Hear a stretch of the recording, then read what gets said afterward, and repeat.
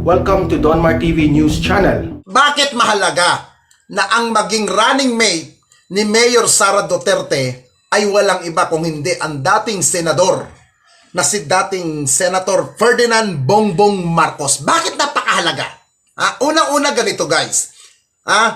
Si dating Pangulong Marcos, anak niya si Bongbong Marcos. 'Di ba? Anak niya may puso rin para sa bayan. Di po ba? Ngayon, at ito naman si Sara ay anak ng kasalukuyan Pangulo ng bansa natin. Di ba? Na may puso, palaban, may utak, at abogada. Di ba? Bakit napakahalaga? Ang sabi ko kanina, maraming ayaw kay Bongbong Marcos na mga nakapalibot kay Pangulong Duterte. Di po ba? Bakit? Kasi ang iba naman kasi nakapalibot kay Pangulong Duterte, mga oportunista. Yung iba dyan. Hindi lahat ng sumasama kay Pangulong Duterte, hindi lahat ng mga nagsasabing suporta sila kay Pangulong Duterte ay totoong supporter. Yung iba po dyan, kilala ko personal, mga oportunista. Kaya ang the best po dyan mga kababayan, para malaman natin, nang magkahulihan kung sino yung mga kapit kay Pangulong Duterte ng mga balimbing, dapat si Bongbong Marcos at si Sara Duterte ang magsama. The best. Bakit the best? Solid North, solid South. Di ba? Dapat magtamdim. At higit sa lahat, si Bongbong Marcos naman matagal naman siyang marami naman nagawa yung mama. Di ho ba? Ito po may mga lumulutang na magiging vice daw. Siguro may magagalit sa akin dito. Unang-una, gusto ng ibang mga kapwa natin DDS, si Pangulong Duterte daw ang gawing Vice President ni Mayor Inday Sara. Ang sabi naman ng iba, si Gibo Teodoro daw ang gawing Vice. May nag-announce na nga yung dating congressman ng Camarines Norte o Camarines Sur, na dating congressman doon, na dating DBM Secretary na si Rolando Andaya, magiging Vice daw ni Sara ay si dating Defense Secretary Gibo Teodoro. Alam nyo guys, mawalang galang na po doon sa mga kapwa ko supporter ni Pangulong Duterte. Lahat naman tayo may kanya-kanyang opinion. Lahat tayo, wala naman tayong inutusan. Hindi tayo inutusan ng Malacanang, hindi tayo inutusan na kung sino man dyan na ito lang itatapik. Di ba? Walang ganyan. Sa DDS Vlogger, may kanya-kanya tayong opinion. Di ba? May opinion si Banat Bay na gusto niya Sara between Pangulong Duterte. Yung iba naman ang gusto. Ako naman, iba rin ang gusto ko. Hindi ko gusto si Pangulong Duterte na tumakbo pa bilang Vice President. Bakit ayoko kay Pangulong Duterte na tumakbo siyang Vice President muli ngayong 2022? Simple lang. Si Pangulong Duterte, wala nang dapat patunayan. Napatunayan niya na siya ay magaling na leader. Napatunayan na ni Pangulong Duterte na siya ay may nagawa sa bansang Pilipinas. Tapos na. Di ba? Marami nang napatunayan si Pangulong Duterte. Para sa akin, guys, may edad na si Pangulong Duterte. Di ba? Bigyan natin ng pagkakataon si Pangulong Duterte na makapag-enjoy ng pribadong tao. Di ba? Bigyan natin siya ng pagkakataon na makapagpasarap sa buhay niya. Di ba? Bakit bibigyan pa natin si Pangulong Duterte ng sakit sa ulo? Bakit kailangan natin patakbuhin pa si Pangulong Duterte bilang Vice President? Bakit? Dahil maraming sipsip? Maraming gusto na ayaw mawala sa gobyerno?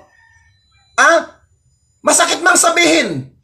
Ang sabi ko nga kanina, maraming dumidikit kay Pangulong Duterte na sinasabi, suporta kami sa'yo, mahal na Pangulo. Di ba? Suporta kami sa'yo. Tumakbo kang Vice President. Sino nag-iingay? Yung mga taong nasa pwesto? Yung mga taong nakinabang kay Pangulong Duterte? Bakit para ipahamak niyo pa muli ang Pangulo? Tama na. Bigyan naman natin ng pagkakataon yung iba. Si Pangulong Duterte, okay na. Marami siyang nagawa. Ako, supporter ako ng Pangulo. Pero, but this time, iba ang tono ko sa usapin pagka Vice President. Iba. Bigyan naman natin ng pagkakataon yung iba. Pero sa pagkapangulo, Sara Duterte. Si Sara, para sa akin. Pero, yung magsasabi dyan, dapat ang maging katandem ni Sara ay si Pangulong Duterte. Ang pangit ho nun. Ang pangit mo bakit? Naging Pangulo ng bansa? Bababa ka sa level na pwesto? Ang pangit. Diba? Ang pangit. Tama na si Pangulo ay Pangulo. Diba? Bigyan natin ng pagkakataon yung iba. Ang gusto lang naman na patakboy si Pangulong Duterte bilang Vice President, yan yung mga tao na mga gustong sumipsip. Na gustong sumipsip. Inamin ni dating Senador Bongbong Marcos na nagsisimula na siyang mag-ikot para sa planong pagtakbo sa 2022 elections. Sa programang Damdaming Bayan ni Deo Macalma, sinabi ni Marcos na fully vaccinated na siya kontra COVID-19 kaya nakalalabas at nakikipag-usap na sa mga dating kasamahan sa trabaho. Hindi naman pinangalanan ni Marcos ang mga kinukonsidera niyang kaalyado sa susunod na halalan. Napag-usapan na rin natin yung ama ko. Ang lagi niyang payo sa akin, sabi niya, well, lalo na sa politika, you keep your options open. Sabi niya. Kaya siguro narinig niyo na rin sa akin yan before. Pero ganun talaga ang aking ginagawa. I keep my options open before until I have to make a decision, which is filing. Okay. Kaya in the meantime, nakakalabas-labas na ako. At kinakausap ko na yung mga dati nating kasamahan, yung mga leader natin sa iba't ibang lugar na tumulong na sa atin sa nakaraan.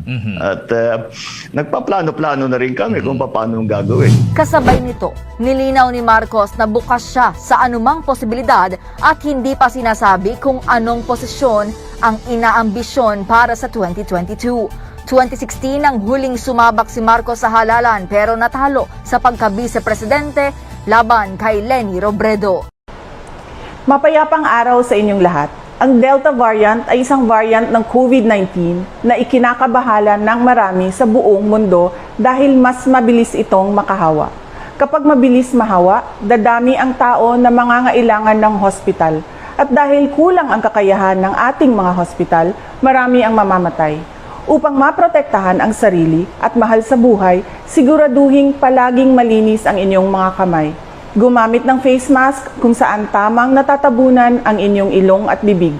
Siguraduhing malinis ang inyong mga kamay sa tuwing sinusuot at tinatanggal ang inyong face mask. Umiwas sa matataong lugar at panatilihing dumistansya sa ibang tao. Kung ikaw ay nasa loob ng bahay, sasakyan o gusali, siguraduhing may nakabukas na bintana para nakadaloy ng tama ang hangin. Higit sa lahat, kapag schedule nyo na magpabakuna, kailangan magawa ninyo ito. At kumpletuhin ang 2 doses na kinakailangan upang mas protektado ka sa COVID-19. Mahalaga na magsuot pa rin tayo ng mask at dumistansya sa ibang tao kahit naka2 dose na tayo ng bakuna dahil madami pa rin ang hindi nabakunahan at posibleng mahawa sa kanila. Maraming salamat po.